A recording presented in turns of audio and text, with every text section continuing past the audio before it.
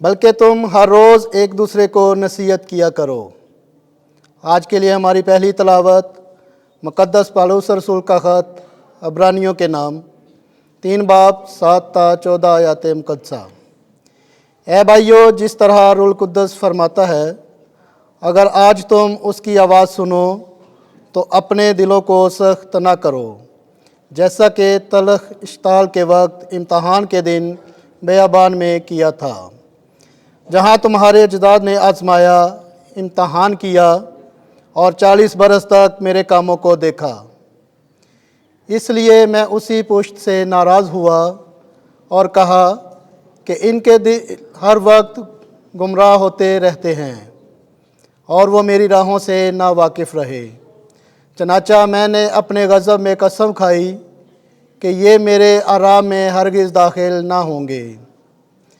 اے بھائیو، خبردار، تم میں سے کسی کا ایسا برا اور بے ایمان دل نہ ہو جو زندہ خدا سے پھر جائے، بلکہ تم ہر روز جب تک کہ آج کہلاتا ہے آپس میں ایک دوسرے کو نصیحت کرو، تاکہ تم میں سے کوئی گناہ کے فریب سے سخت دل نہ ہو جائے، کیونکہ ہم مسیح میں شریک ہوئے ہیں، بشرط یہ کہ اپنے ابتدائی اعتقاد پر آخر تک مضبوطی سے قائم رہیں۔ پاک کلام کے پڑھے اور سنے جانے پر خداوند کی برکت ہو۔ زبور 95 جماعتی جواب۔ کاش آج تم اس کی آواز سنو، تم اپنے دلوں کو سخت نہ کرو۔ آؤ ہم جھکیں اور سجدہ کریں اور اپنے خالق خداوند کے آگے دوزانوں ہو جائیں، کیونکہ وہی ہمارا خدا اور ہم اس کی پاسبانی کی امت، بلکہ اس کی ہدایت کا گلہ ہیں۔ جماعتی جواب۔ کاش آج تم اس کی آواز سنو، تم اپنے دلوں کو سخت نہ کرو۔ کاش کہ آج تم اس کی آواز سنو، تم اپنے دلوں کو سخت نہ کرو، جیسا مریبہ میں یا جیسا مسا کے دن بیابان میں کیا تھا، جہاں تمہارے اجداد نے میرا امتحان کیا اور میرے کاموں کو دیکھ کر بھی مجھے آزمایا۔ جماعتی جواب۔ کاش آج تم اس کی آواز سنو، تم اپنے دلوں کو سخت نہ کرو۔ 40 برس تک میں اس نسل سے بیزار رہا اور میں نے کہا کہ یہ گمراہ دل قوم ہے اور وہ میری راہوں سے ناواقف ہے۔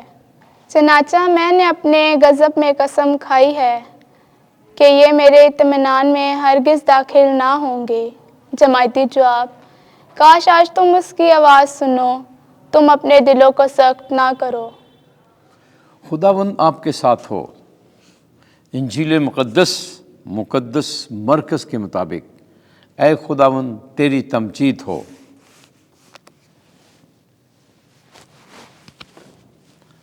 پہلا باب 40ویں سے 45ویں آیت۔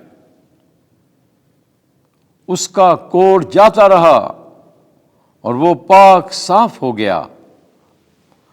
اس وقت ایک کوڑی نے یسوع کے پاس آ کر اس کی منت کی اور گھٹنے ٹیک کر اسے کہا کہ اگر تو چاہے تو مجھے پاک صاف کر سکتا ہے۔ اس نے ترس کھا کر اپنا ہاتھ بڑھایا اور اسے چھو کر اسے کہا، میں چاہتا ہوں تو پاک صاف ہو جا۔ اور یہ بات کہتے ہی اس کا کوڑ جاتا رہا اور وہ پاک صاف ہو گیا۔ اور اس نے اسے تاکید کر کے فوراً رخصت کیا اور اسے کہا، خبردار، کسی سے کچھ نہ کہنا، بلکہ جا اپنے آپ کو کاہن کو دکھا اور اپنے پاک صاف ہونے کی بابت وہ چیزیں گزران جو موسیٰ نے ان کی گواہی کے لیے مقرر کیں۔ لیکن وہ باہر جا کر اس بات کو پھیلانے اور ایسا مشہور کرنے لگا کہ یسوع پھر ظاہراً کسی شہر میں داخل نہ ہو سکا، لیکن باہر ویران جگہوں میں رہا اور لوگ ہر طرف سے اس کے پاس آتے تھے۔